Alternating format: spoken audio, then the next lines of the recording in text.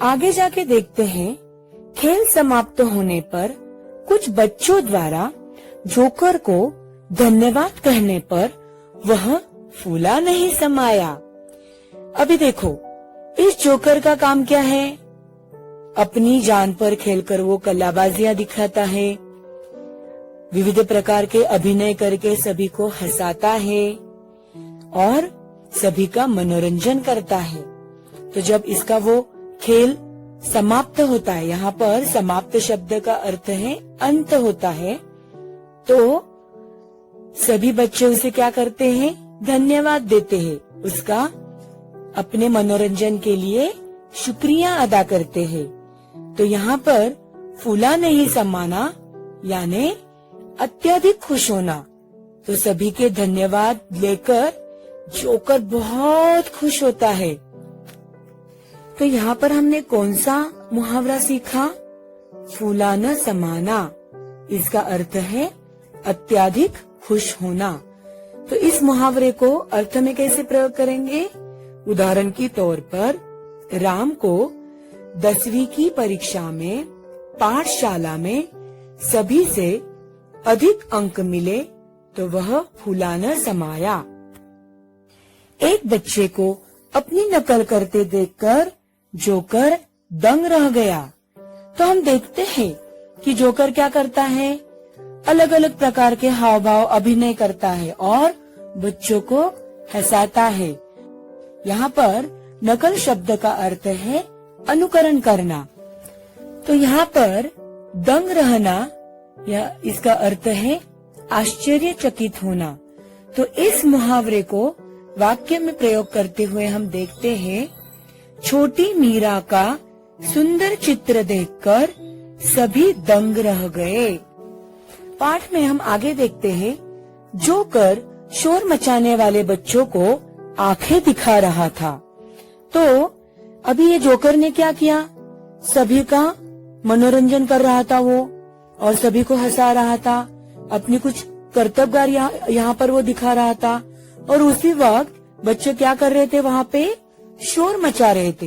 यहाँ पर शोर मचाना इसका अर्थ है जोरों की आवाज करना। तो यहाँ पर आंखें दिखाना इसका अर्थ है गुस्सा होना। यह मुहावरा हमने सीखा। इसका वाक्य में प्रयोग कैसे करेंगे?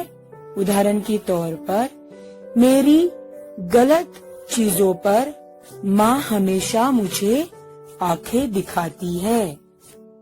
मौका मिलने पर जोकर कलाकारों के कर्तव्यों का श्रेय लेता है, अर्थात गंगा गए गंगादास, जमुना गए जमुनादास। यहाँ पर जोकर के साथ और भी कलाकार होते हैं सर्कस में, जो अपनी कलाबाजियां दिखाते रहते हैं। और जब उनकी कलाबाजियां चलती रहती हैं, तो ये जोकर अलग अलग प्रकार के हाव भाव करता है और क्या करता है? उन कलाकारों के कलाबाजियों का श्रेय खुद लेता है। इसका अर्थात गंगा गए गंगादास, जमुना गए जमुनादास। इस कहावत का अर्थ है कि अपने स्वार्थ के लिए परिस्थिति के अनुसार बदल जाना। पाठ के अंत में हम देखते हैं, गाना तो आता नहीं और जोकर कहता है गला खराब है। यह तो ऐसा ही हुआ, नाच न जाने आंगन टेढ़ा। तो यहाँ पर हम देख रहे हैं कि इस जोकर को गाना गाने नहीं आ रहा है और अपनी ये कमी छिपाने के लिए वो कारण क्या दे रहा है? मेरा गला खराब है, अर्थात ऐसा ही हुआ ना, नाच न जाने आंगन टेढ़ा। अपना दोष छिपाने के लिए कारण देना। यहाँ पर हमने नाच न जाने आंगन टेढ़ा यह कहावत पढ़ी।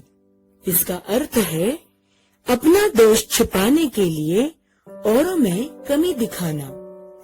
इस कहावत का वाक्य में प्रयोग करते हैं, जैसे लीला का अक्षर बिल्कुल अच्छा नहीं, लेकिन हमेशा दोष कलम को देती है। तो वही बात हुई ना, नाच न जाने आंगन टेढ़ा। अभी तक हमने पाठ में अलग अलग प्रकार के मुहावरों को पढ़ा, उनके अर्थ को समझा और उन मुहावरों को वाक्य में किस तरह से प्रयोग करना है यह भी देखा। अब हम स्वाध्याय देखेंगे। तो बच्चों, आपको पाठ्य पुस्तक में दी गई शब्द वाटिका को लिखना है।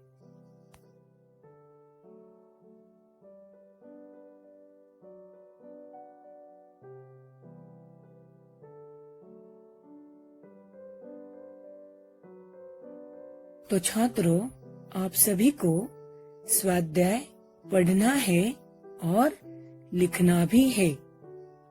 धन्यवाद।